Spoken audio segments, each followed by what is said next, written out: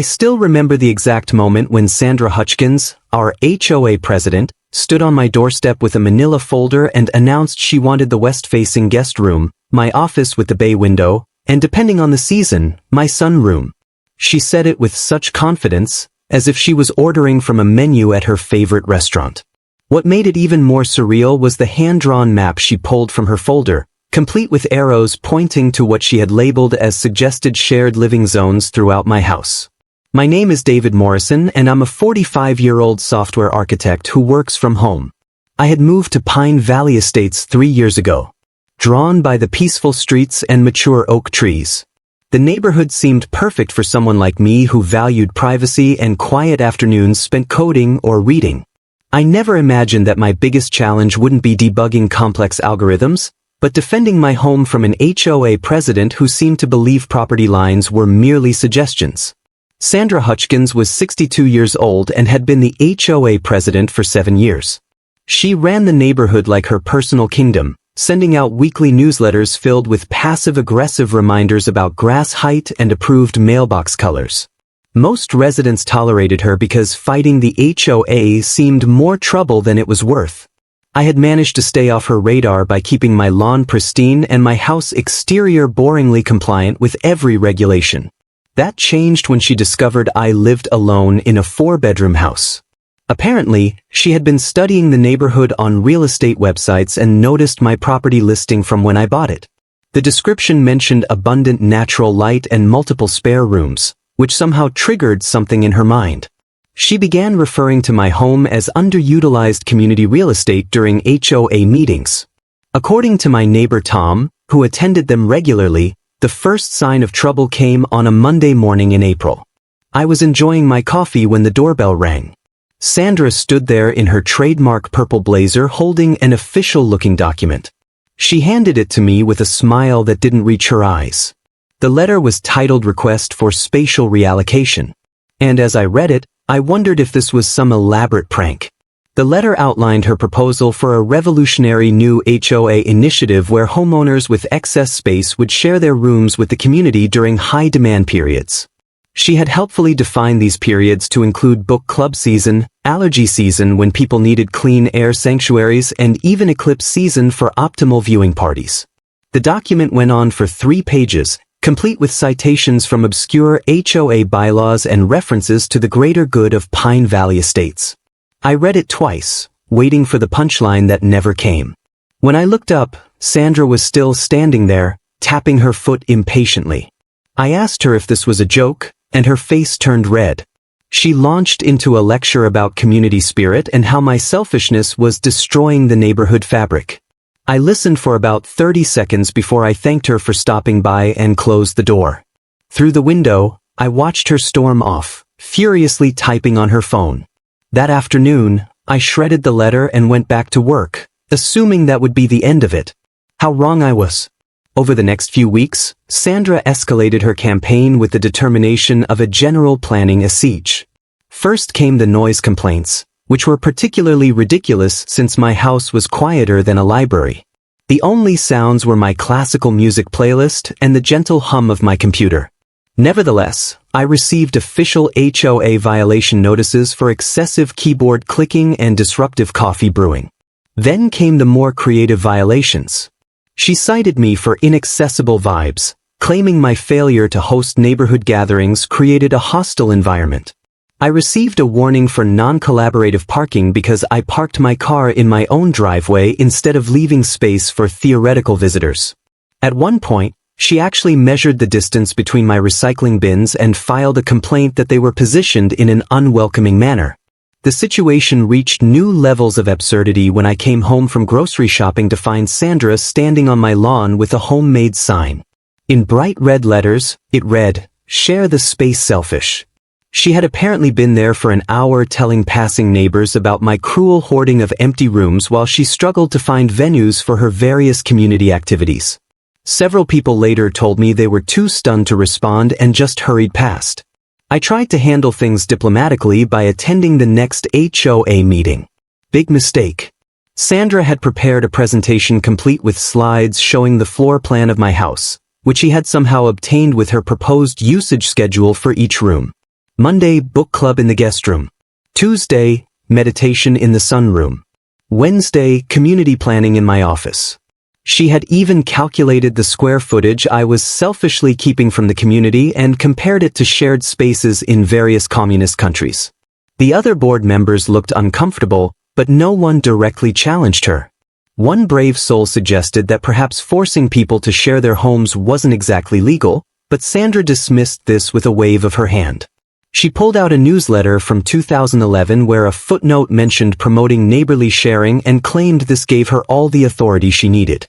The meeting ended with her proposing a formal vote on declaring certain rooms and private homes as rotational respite spaces for HOA volunteers. That's when I knew I needed legal help. I contacted Jennifer Walsh, an attorney who specialized in property law and HOA disputes. When I explained the situation, she actually laughed and said it was the most ridiculous case she'd heard in 20 years of practice.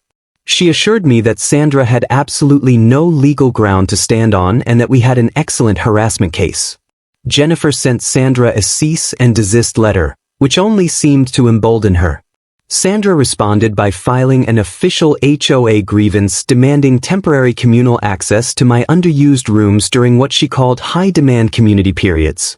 She actually created a calendar showing when each room in my house should be available for neighborhood use, including my master bathroom during the annual HOA board election night for vote counting purposes. The legal back and forth continued for weeks. Sandra hired her own attorney, a young man who looked increasingly horrified as he learned more about his client's demands.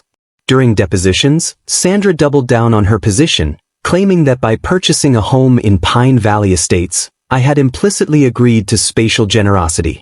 She cited homeowner association philosophy and even brought in a foon expert who testified that my hoarding of rooms was disrupting the neighborhood's energy flow.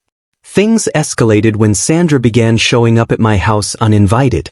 She would ring the doorbell at odd hours, claiming she needed to inspect the rooms for community readiness. I installed security cameras and captured footage of her peering through my windows and testing my door handles. One night, she actually brought a locksmith, claiming she had HOA authority to create emergency access points for community welfare. The breaking point came when I woke up one morning to find Sandra in my backyard with a contractor, discussing how to add an external entrance to my guest room.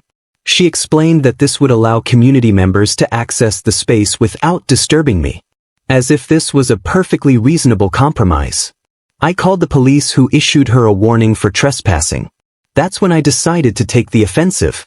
Jennifer and I filed a civil lawsuit against both Sandra personally and the HOA for harassment, trespassing, intentional infliction of emotional distress, and attempted unlawful seizure of property. We requested damages and an injunction preventing Sandra from coming within 500 feet of my property. The case attracted local media attention. The Pine Valley Gazette ran a story with the headline "HOA President Demands Spare Bedrooms from Homeowner," and it quickly went viral. People from across the country shared their own HOA horror stories, but everyone agreed that Sandra's room demands topped them all. The publicity was mortifying for Pine Valley Estates, and property values actually started to dip as potential buyers worried about moving into a neighborhood with such an invasive HOA. The trial was even more surreal than the events leading up to it. Sandra showed up with boxes of evidence, including architectural drawings of my house with the proposed modifications, a PowerPoint presentation on the history of communal living, and testimony from 3 residents who claimed they would benefit from access to my sunroom for their seasonal depression. Her lawyer tried to argue that HOA covenants included an implicit understanding of resource sharing, but the judge shut this down immediately. When Sandra took the stand, she actually brought out a hand-drawn map showing how my rooms could be utilized for maximum community benefit. She had color-coded different areas and included a rotating schedule that would ensure fair access for all neighbors. The judge asked her if she understood the concept of private property, and she responded that property was merely a social construct that shouldn't override community needs. Jennifer systematically destroyed every argument. She presented the security footage of Sandra attempting to break into my house, emails where Sandra discussed requisitioning unoccupied rooms for productive civic use, and HOA meeting minutes where Sandra had actually said that my home office would make a perfect mindfulness center for stressed neighbors. One email thread showed Sandra calculating how many yoga mats could fit in my living room and discussing the installation of a separate entrance so classes wouldn't disturb me. The judge's ruling was swift and decisive. He called Sandra's actions a breathtaking overreach of HOA authority and a fundamental violation of property rights. He noted that if her interpretation of HOA powers was accepted, no homeowner would be safe from having their private spaces commandeered for someone else's book club or meditation session. He granted the restraining order, extending it to include not just my property, but specifically mentioning that Sandra was banned from coming within 50 feet of my guest towels. A detail that made it into every news story about the case. But the judge didn't stop there. He awarded me $75,000 in damages for harassment and emotional distress. He ordered the HOA to pay all my legal fees, which totaled another $40,000. Most significantly, he ruled that Sandra had grossly exceeded her authority as HOA president and ordered her immediate removal from the position. He also barred her from serving on any HOA board in the state for the next 10 years. The courtroom was silent as the judge read his decision. Sandra's face went from red to white to a strange purple color that matched her blazer. When he announced the monetary damages, she actually gasped and grabbed her lawyer's arm.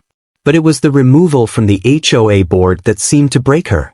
She stood up and started shouting about community values and the decline of neighborly spirit before her lawyer frantically pulled her back down. As court officers moved to maintain order, she burst into tears, wailing that without her position as HOA president, she was nothing, just another resident with no power to improve the neighborhood. The judge warned her about contempt of court, and she finally fell silent, slumped in her chair like a deflated balloon, staring at the table as the reality of losing everything she had worked for sank.